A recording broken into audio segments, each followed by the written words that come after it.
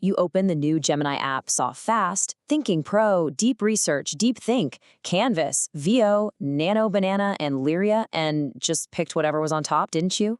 Be honest. Trust me, most people complaining that Gemini isn't good are simply using the wrong mode for the wrong job. Welcome to this explainer, based on the deep dive research from AI Verdict, where we do the research so you don't have to. Oh, and definitely join our community of AI enthusiasts with our free weekly newsletter by clicking the link in the description to stay ahead. Today, we're walking through the entire new Gemini experience exactly the way Google actually built it. Okay, let's just address the elephant in the room. The absolute biggest mistake you can make right now is clicking random buttons and crossing your fingers. That approach is exactly what's causing bad outputs and, frankly, super frustrating experiences. The solution actually isn't better prompting right out of the gate. It's a fundamental mindset shift in how we approach the entire app. See, Google has quietly turned Gemini from a standard run-of-the-mill chatbot into what we call a layered AI workspace. Picture it like an ecosystem. On one side, you have your core foundational models, and then layered right on top are dedicated tools for specific tasks, like images, video, deep research, music, and guided learning. So the absolute key here, we have to stop asking, what can Gemini do? And start asking, which tool fits my specific job? Here's our roadmap for this explainer. 1. Choosing the right engine. 2. Clearing the confusion. 3. 3 prompting rules. 4. Heavy hitters and media. And 5. The everyday AI workflow. Let's get into it. Section 1. Choosing the right engine. We've got to start with the very foundation of this workspace, because if you get this wrong, literally everything downstream is going to feel broken. Notice how distinctly Google has separated these 3 lanes. Fast is your speed-first workhorse. You want to use this for everyday brainstorming, quick drafts, that kind of thing. Thinking is the middle gear. It's still snappy, but it actually puts reasoning into the response for tasks that need Gemini to, well, pause and think. Then there's Pro. That is your heavyweight for complex math, coding, and deep multimodal work. Oh, and for the builders out there, you can actually use Google AI Studio for precision control, massive 1 million token context windows, and access to model variants like Nano Banana Pro and 3.1 flashlight. Section 2.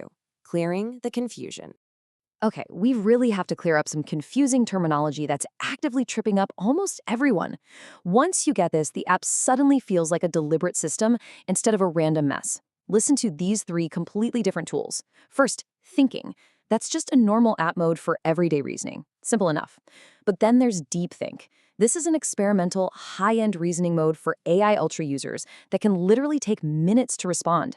And finally, Deep Research. This is a totally separate, sourced workflow that actually creates a research plan you can edit before it even starts generating a report.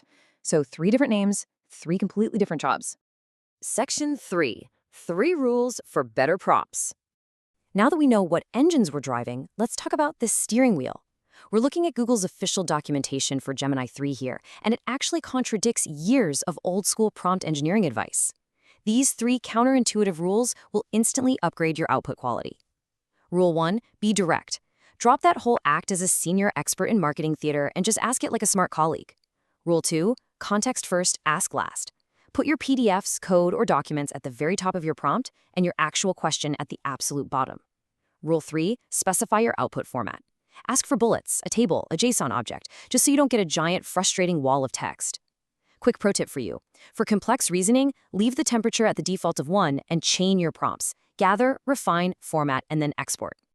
Let's apply this to image and video generation. Think of this as the director formula. For images, using Nano Banana 2, don't just say, make a cyberpunk image. Instead say, cinematic portrait of a street food vendor in neon Taipei at night, photorealistic, teal and magenta lighting. You see? You're building a scene.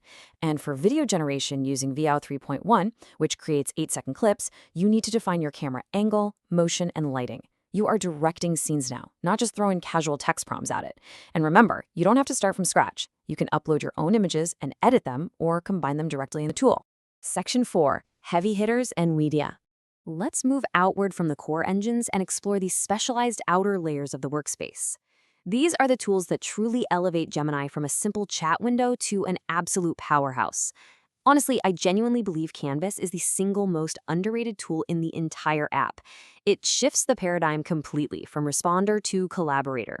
You can generate a document, a slide deck, or a code prototype, and then edit it directly in place. You can inspect code changes, tweak the tone of your text, and export directly to slides or audio overviews without ever having to start a new chat thread. It's a game changer. Next up is the heavyweight, deep research. When a normal chat is just too lightweight for what you need, this tool generates a structured research plan that you can actually edit before it runs. Then it spends 5 to 10 minutes deeply searching real sources like Google or even your own Drive and Gmail. After that, you can take the final comprehensive report and push it right into Canvas for visualizations or turn it into an audio overview to listen to while you commute. The media layers are incredibly deep too. We already talked about directing 8-second clips with VO 3.1. Shifting over to audio, the Lyria music tool lets you define the genre, era, tempo, and instruments. You can even write your own custom lyrics by using the keyword lyrics. Finally, there's guided learning. This is built entirely for actual understanding, not just info dumping. It adapts step by step, asks you follow-up questions, provides quizzes, and, for US users, it even integrates verified educational material from OpenStax. All of these tools heavily reward deep specificity. All right, we have to talk about personal intelligence and the honest privacy trade-off here.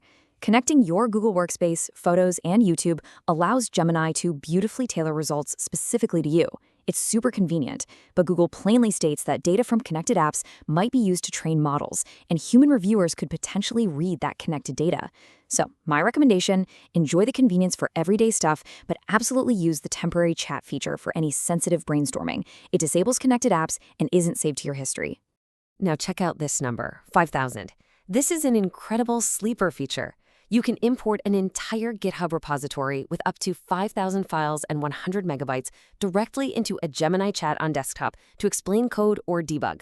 Pair that with file analysis that supports up to 10 files in a single prompt, plus the built-in synth ID to verify if media was AI-generated, and you quickly realize Gemini has become a deeply serious validation and analysis workspace. Let's quickly clarify what you're actually paying for with the access tiers, just so you aren't caught off guard. AI Plus gives you 200 monthly AI credits. AI Pro jumps you up to 1,000 credits with expanded features. And then AI Ultra gives you a massive 25,000 credits, fuller access to VO 3.1 video generation and that high-end Deep Thinker mode. Keep in mind, video quotas and access can be a bit confusing and vary by region, so always check your specific tier limits. Section 5, the Everyday AI Workflow. Let's bring all of these specialized layers, prompting rules, and engines together into a single cohesive strategy that you can use every single day. Here is your ultimate screenshot-worthy blueprint. Step 1. Start and fast for quick brainstorming and getting a rough shape of your ideas. Step 2. Switch over to Thinking or Pro the exact moment your task requires real, complex reasoning or coding. Step 3. Move your work right into Canvas to collaborate, edit inline, and refine your final artifact. And Step 4, rely on deep research whenever you need a deeply sourced, reliable report. At the end of the day, the people getting the most out of Gemini aren't necessarily smarter. They're literally just choosing the right layer for the job. It's time to stop poking buttons randomly and start using this AI operating system deliberately. Choose your model, pick the right tool, prompt with structure, and let the workflow naturally move from a spark of an idea to a polished artifact. So which layer of the Gemini workspace are you going to unlock for your very next task? Let that guide your next project. Thanks so much for joining me for this